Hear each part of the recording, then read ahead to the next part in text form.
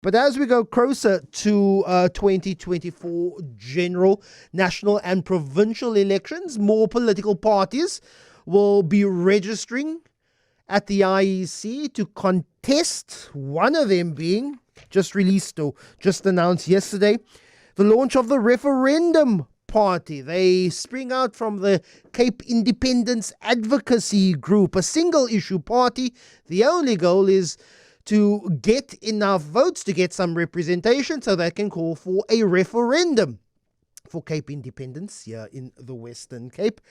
For Craig, founder of the Referendum Party, you're going to be on the ballot in 2024?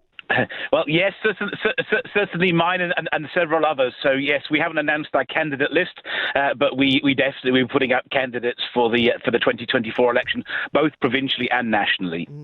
There's already been a Cape Independence type party that has been contesting here in Cape Town, not to great success, and I'll talk a bit about your presumption of success in a short while, but there has been a Cape Independence style party that's contested since 2011 already. What's different to your organization? Well, look, I can't answer for the Cape Independence Party, as you say. Look, and actually, from the Cape Independence Advocacy Group, we worked quite a bit with the Cape Party, and effectively they're an ally. Unfortunately, we know from polling and from the number of people that have signed up with organisations like Cape Exit, there's a massive amount of support for Cape Independence. That's beyond doubt. For whatever reason, the Cape Independence Party hasn't been able to capitalise on that support, and ultimately, this is just something that's too important to leave in the hands of a party that, for whatever reason, is not succeeding. So we decided to put up the Referendum Party and to just press this specific issue. And actually, it's almost a step before Cape Independence. What we're arguing for the Referendum Party is not even Cape Independence per se. What we're saying is there is clearly a lot of support in the Western Cape for Cape Independence. There are clearly major problems in South Africa which are going to catch us up in the Western Cape sooner or later. So let's consult the people of the Western Cape and see whether they want Cape Independence or not. And I think we're not supposed to really do that in elections. We're supposed to do that in a referendum. That is the format. From our most recent polling in August showed that 68% of Western Cape voters support a referendum being held on Cape Independence, and we want the Premier to listen to the people of the Western Cape and to actually give meaning to the word democracy. I've not seen any of that data. How accurate is it? Many people argue.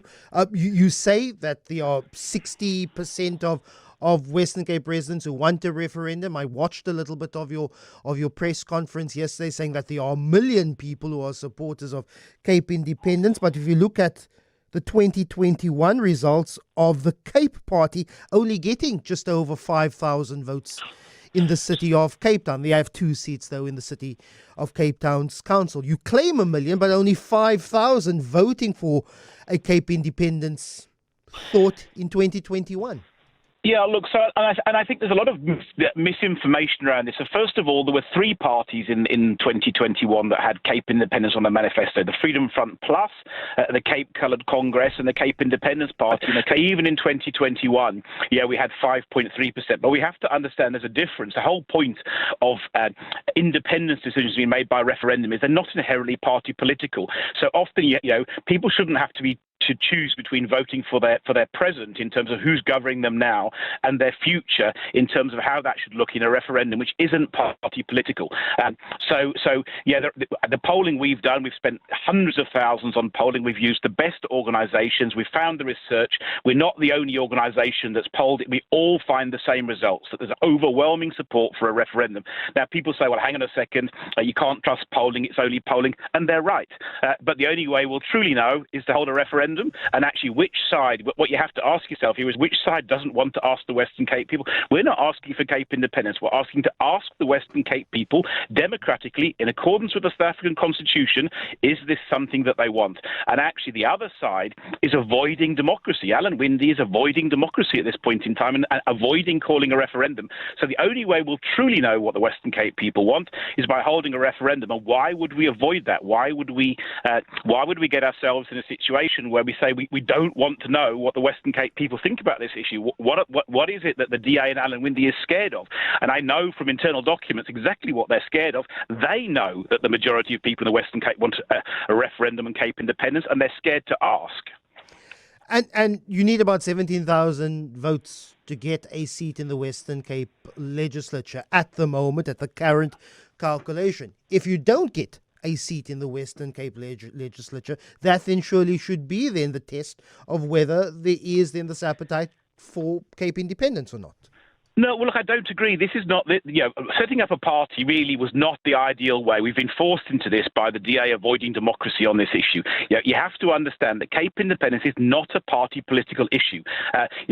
So for in our own organisation, we have a diverse range of political views, and wanting to say, look, hang on a second, the Western Cape people have a right to make decisions for themselves, which is fundamentally about democracy and self-determination, is different from saying, well, how do we want to have that? So some of my colleagues might have a different view of how an independent Western Cape should be run, but we will agree that it's a decision for the Western Cape people to make and not voters in the rest of the country.